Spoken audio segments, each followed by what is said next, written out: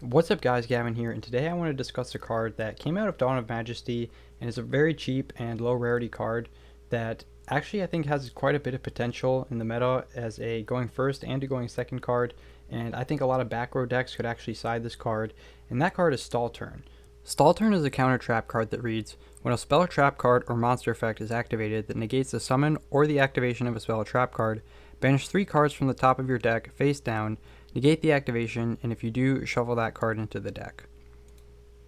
So this card was actually really cleverly named,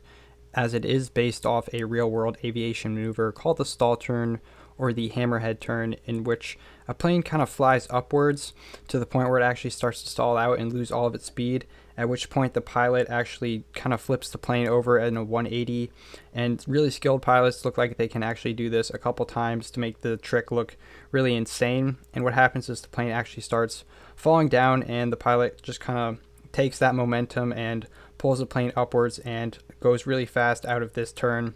And it looks really cool, and what looks like is happening in the art of the card is that the monster Bellcat Fighter, which is a Link 3 monster that has seen practically zero play because the card is actually not very good at all, but it's still a cool looking card, is performing the Stall Turn to actually evade a negation or some kind of pressure, and that's really cool to see that this card is actually thematically doing what it actually does mechanically in the game. So I want to say this card is actually pretty cool because it actually has some good applications against some real meta threats that back row decks actually do struggle to deal with. Number one being Herald of Ultimateness. Herald of Ultimateness can pretty much just negate all your trap cards unless it's a Solemn Strike. Obviously counter trap cards are a really good way to actually deal with Herald of Ultimateness, but they are kind of few and far between because right now most back row decks are really only running Solemn Strike as a solid counter to that card. But this card, you can go ahead and activate any of your trap cards, any of your normal trap cards that would normally be able to be negated by Herald of Ultimateness,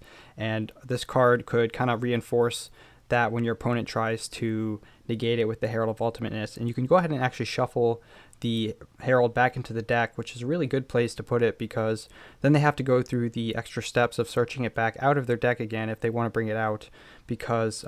otherwise Meteonis Drytron, the ritual spell that's often used to bring this card out, would be able to just summon it back from the graveyard.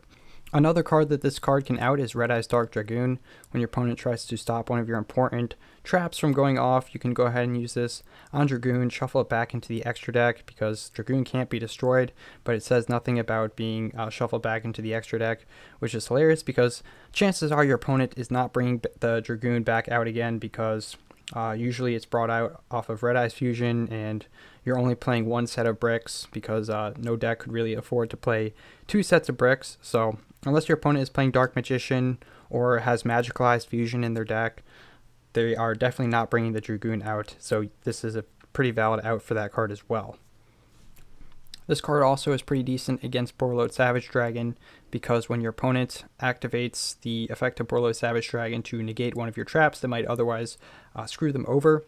you can go ahead and activate this card and shuffle that Borreload Savage back into the extra deck, which isn't quite as good as shuffling the other two like Dragoon or Herald back into the extra deck, just because Borreload Savage Dragon is a lot easier for most decks that play it to make it, because level 8 Synchro is just really generic, and just having a Link, the Link monster is obviously going to go back to the graveyard. So still though, this card can definitely help you play through some negates that would otherwise be very problematic for your deck to deal with, because at the end of the day, back row decks do have a somewhat harder time going second than a lot of other decks do. Lastly, I want to say this card is also really good against Red Reboot, because Red Reboot is quite popular thanks to Tri-Brigade Revolt and Solemn Strike running around in the metagame. Those trap cards are really just kind of blowout trap cards, so Red Reboot is also a really good answer for those cards. But also as collateral damage, Red Reboot will just be a sacky one-of that your opponent can side in if you are playing like a rogue back row deck. This card, Stall Turn, can actually help combat that, because otherwise you're kind of just relying on Solemn Judgment a lot of the time, and you only play Solemn Judgment at 3,